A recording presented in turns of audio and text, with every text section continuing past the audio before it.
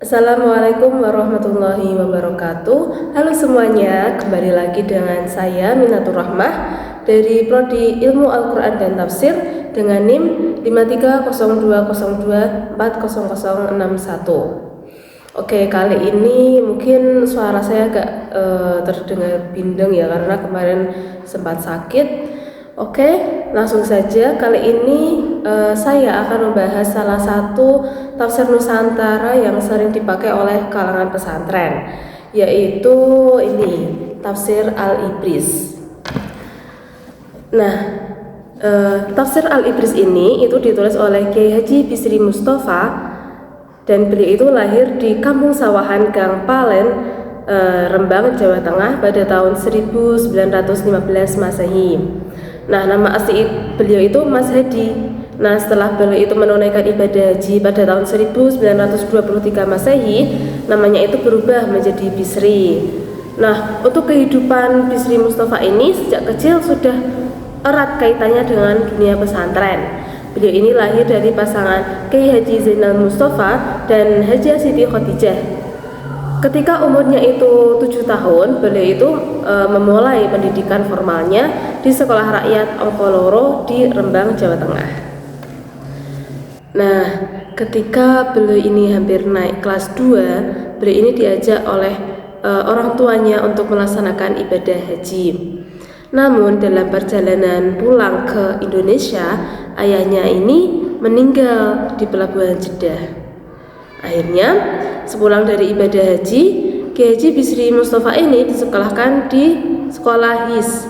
Namun, selang beberapa waktu, beliau ini dipaksa keluar dari sekolah tersebut oleh Kiai Khalil, karena Kiai Khalil itu khawatir kalau nantinya itu beliau akan berwatak seperti penjajah Belanda.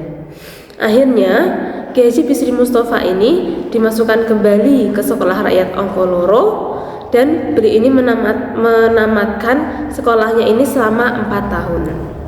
Nah, kemudian setelah lulus dari sekolah rakyat tersebut pada tahun 1926 Masehi, Kiai Haji Bisri Mustafa itu belajar Al-Quran dan aksara Arab kepada Kiai Khalil dan kakak tirinya yaitu Haji Zuhdi, sekaligus menimba ilmu agama di Pondok Pesantren Kasingan, Rembang yang diasuh oleh Kiai Khalil.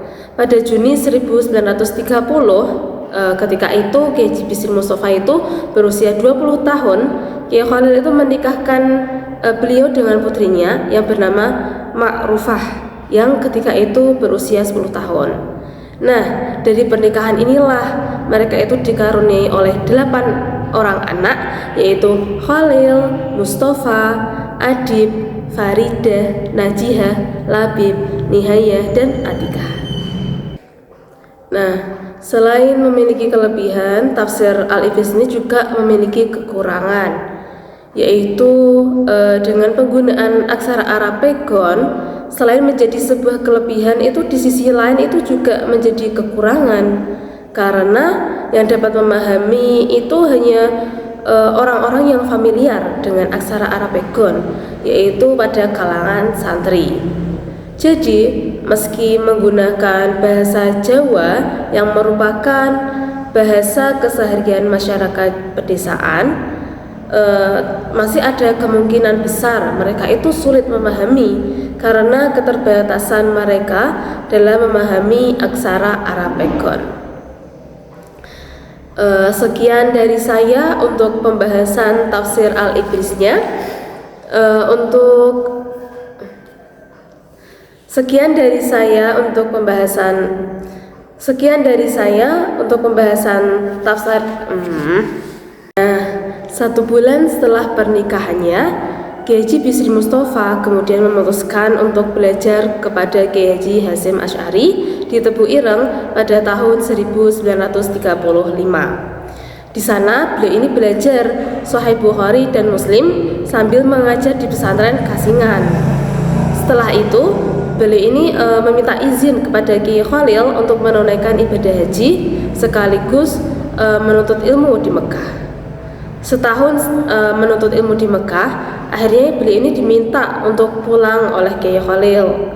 2 tahun setelahnya, ayah mertuanya ini meninggal dunia. Kemudian Kiai Haji Bisri Mustafa akhirnya memegang penuh pesantren Kasingan tersebut. Nah, dari pesantren Kasingan itu kemudian Kiai Haji Bisri Mustafa memindahkan pesantren tersebut ke Leteh dikarenakan adanya kependudukan Jepang di sana. Nah, pesantren itu beliau beri nama Pesantren Nahdlatul Thalibin sebagaimana istilah pesantren pada umumnya. Pesantren ini juga mengalami lokalisasi dan lebih terkenal dengan nama Pesantren Rembang. Nah, untuk karya-karya beliau ini sangat banyak, namun saya tidak akan membahas semuanya, saya akan hanya membahas satu ini. Jadi tafsir Al-Ibris ini itu ditulis menggunakan bahasa lokal, yakni bahasa Jawa dengan aksara Arabikon. Nah, untuk kapan ditulisnya ini tidak ada data akurat mengenai kapan mulanya tafsir ini ditulis. Namun yang bisa dipastikan itu bahwa tafsir ini itu diselesaikan pada tanggal 28 Januari 1960. Untuk latar belakang penulisan tafsir Al-Ibris ini, setelah saya baca-baca itu saya menemukan dua alasan. Yang pertama itu karena Kiai Haji Bisri Mustafa ini mencari ridho Allah dengan harapan sebagai bentuk hikmah kepada Al-Quran. Yang kedua yaitu untuk mempermudah masyarakat Jawa dalam memahami Al-Quran yang saat itu memang masih sulit untuk dicerna oleh mereka. Untuk metode yang digunakan dalam penafsiran Al-Ibris ini, Kiai Haji Bisri Mustafa itu menggunakan metode ijmali. Artinya, beliau ini tidak menafsirkan ayat-ayat Al-Quran secara rinci, artinya dengan secara global.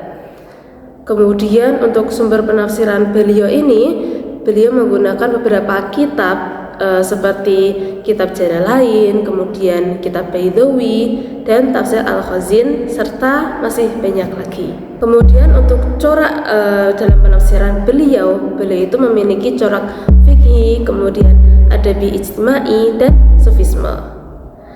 Untuk sistematikanya itu yang pertama, Kiai Haji Bisri Mustafa itu menulis kitab Al-Ibris ini secara tartib mushafi, artinya yaitu urut dari juz 1 sampai juz 30. Kemudian yang kedua, Kiai Haji Bisri Mustafa ini menulis redaksi ayatnya itu secara sempurna.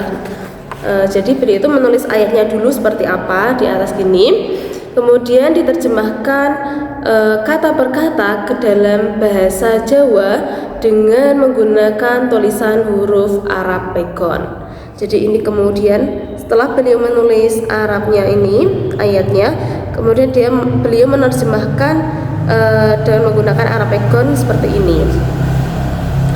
Nah, Arab Pegonnya ini ditulis secara miring. Selanjutnya pada bagian luar kotak ini seperti ini itu diberikan keterangan atau penjelasan secara luas, dan kadang-kadang itu diberikan contoh kisah yang berkaitan dengan pokok pembahasan serta persoalan-persoalan yang ada di kalangan muslim pada saat itu. Jadi ini itu sebagai tambahan penafsiran yang di luar kotak ini. Nah, untuk setiap karya tafsir pasti itu memiliki kelebihan dan kekurangan dari tafsir tersebut. Begitu juga dengan tafsir Al-Ibris ini. Tafsir Al-Ibris ini memiliki kelebihan. Yang pertama yaitu karena menggunakan bahasa Jawa, maka bahasa ini mudah dipahami oleh masyarakat Jawa. Yang kedua yaitu penggunaan istilah-istilah lokal dalam menjelaskan konsep keislaman, sehingga pembaca itu tidak merasa asing dengan pesan yang ingin disampaikan oleh sang penulis. Kemudian yang ketiga yaitu penafsiran dalam Al-Ibris ini tidak berhenti pada makna literal ayat, tetapi juga mengaitkannya dengan kondisi sosial masyarakat. Dengan demikian, tafsir ini itu mampu menjawab kebutuhan masyarakat pada saat itu. Nah, seperti yang saya katakan tadi, bahwa setiap ada kelebihan pasti memiliki kekurangan. Begitupun dengan tafsir Al-Ibris ini.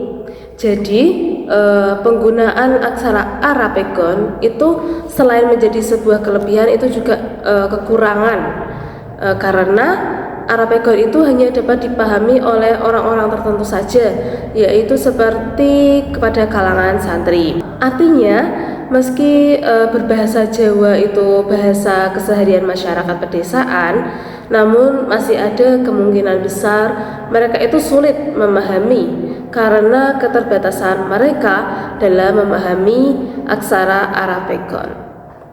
Nah, cukup sekian yang saya sampaikan. Kurang lebihnya mohon maaf dari saya. Wassalamualaikum warahmatullahi wabarakatuh.